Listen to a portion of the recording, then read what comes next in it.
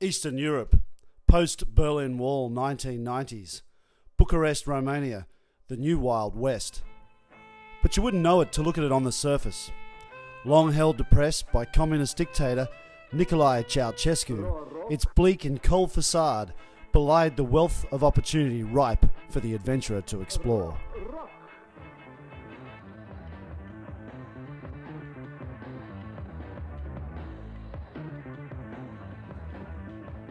And the adventurers came in all shapes and denominations. Expatriates, bored senseless with the daily grind, looking to make their mark without the constraints of the Western societies they'd left behind. 4 expats, all with supposed real jobs in Bucharest, seized this opportunity to live a life, a parallel life, that of rock stars, despite their obvious shortcomings.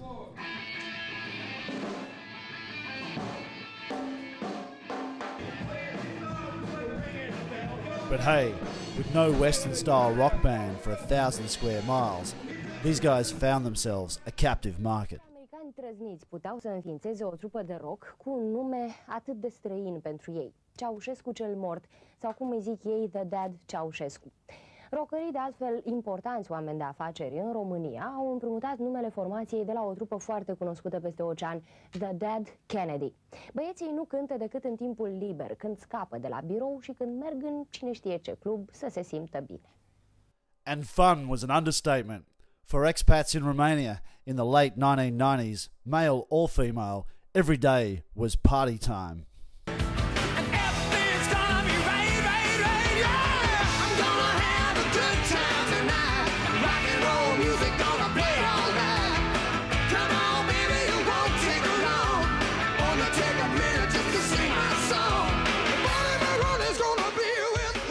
The novel, The Dead Seas, is a work of fiction, based on the true events that occurred around the time of the band The Dead Ceausescus in post-communism Romania. But the book is not simply about the band. Sure, the ubiquitous sex, drugs and rock and roll add background colour, but it is a palette to a more engaging theme of living veneers and the consequences of such a life. And what a life it was! The reader will find themselves drawn in by the escapist qualities, question their own adherence to the rigid structures of their lives, and feel the stir of forgotten youth as they empathise with the characters' rebellions.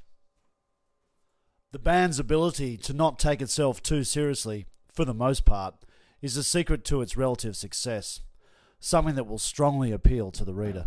We actually have written a song that is sung to the tune of Cat Scratch Fever by Ted Nugent. It's called Expat Wanker. It's just movements. Maybe it's us. Maybe it's on the attitude that everybody can get after. But yeah, it's definitely, and it's also for Romanians too, because I'm sure Romanians think of a lot of foreigners. That's why the attitude develops a little bit negative, and you can understand that. So it's kind of a making fun of foreigners. Well, yeah, I've even been on Pro TV, 'cause I'm an expat wanker. Yes, I'm an expat wanker. 'Cause I'm an expat wanker. Yes, I'm an expat wanker. When I get down, all the chicks, they just want to play. Even though I'm so fat and dumb. 'Cause the band's rise from that of a backyard garage band, having moderate talents at best, to finding themselves playing in front of thousands of people, is analogous to the lives that all the characters are leading in Bucharest.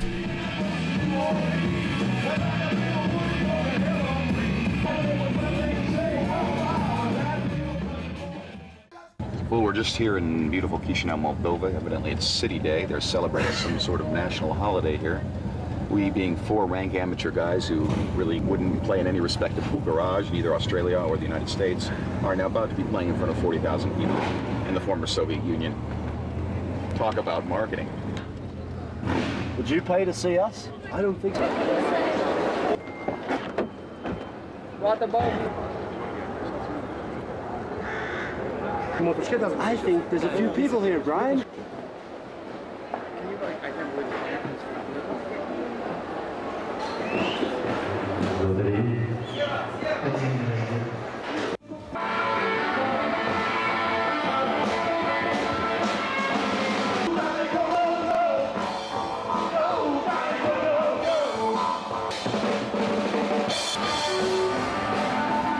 Nothing lasts forever.